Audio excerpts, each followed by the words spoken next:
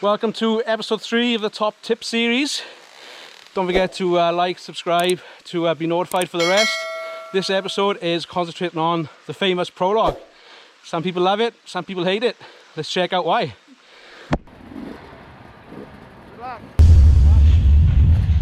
At the time of this video release, it is still unknown whether it's the new time trial qualification format, which is in a half-hour sprint through a mountain course, or it's the famous city street prologue, which is 600 meters of man-made carnage, which some people love and some people hate. Either way, it's a great spectacle and it's embedded as part of the great race.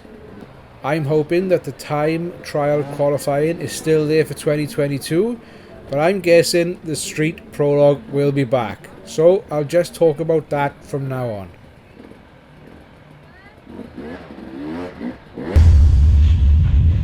In 2019, iron was completely optional, but only 25 of these riders chose not to start, so the majority of all competitors do try the prologue course.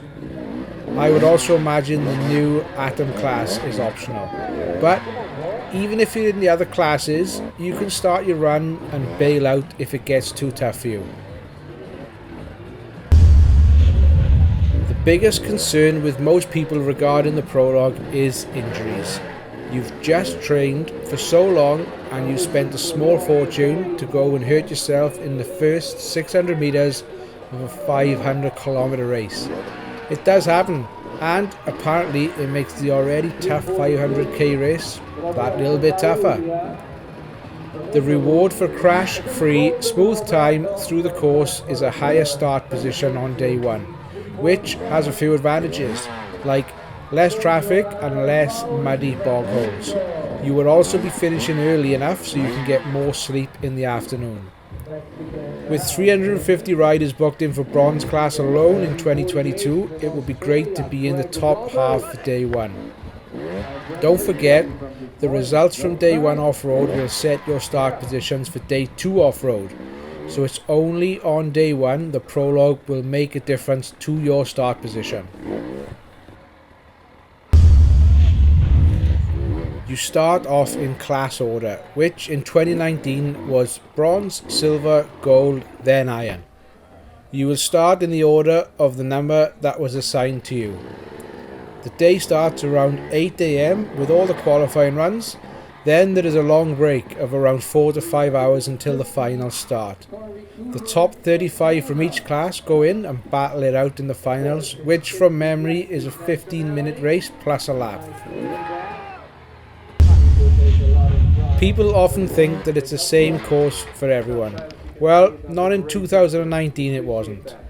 Bronze and silver had the same track, then they made it a bit harder for the gold riders run, then iron class had their go, and they bypassed some of the tougher sections. For each class, riders placed 1 to 35 get incremental time penalties. 1 minute for second, 2 minutes for third, etc. After the 35th position in class, everyone gets a 15-minute time penalty before you start off-road day one. So that's as bad as it gets, a 15-minute time penalty on a race that you will probably have 30 plus hours ride time in. In 2019, the pros were doing a lap in 1 minute. The slowest riders took 18 minutes. And, as normal, I was right in the middle at 7 minutes. There's only one way to train for a prologue, and that's to ride a prologue. This is obviously difficult unless you've got one in the back paddock, but try and organise a few days of prologue training somewhere. The main obstacles are big logs, rock gardens and tyres. These are always in the prologue, so if you can only do so much, then focus on these big ticket items. Take each obstacle as a standalone test. You don't have to ride straight from one obstacle to the other. Get lined up and take your time to get your breath back and go. You would have already walked it and checked out the lines, so use them. It's more about not getting stuck than being fast. If you don't get stuck, you will have a decent time. It was tough for me, I'm not gonna lie. Each obstacle on its own was not too bad, but string them all together and it was tough. You also ride this cold with no warm-up and you only get one chance.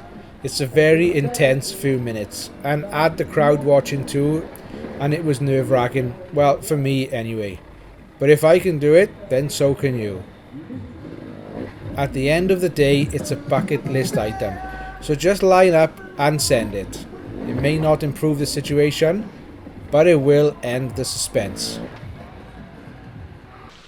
That's it for episode 3. Keep liking, subscribing for the next one. Keep it rubber side down. We'll see you then.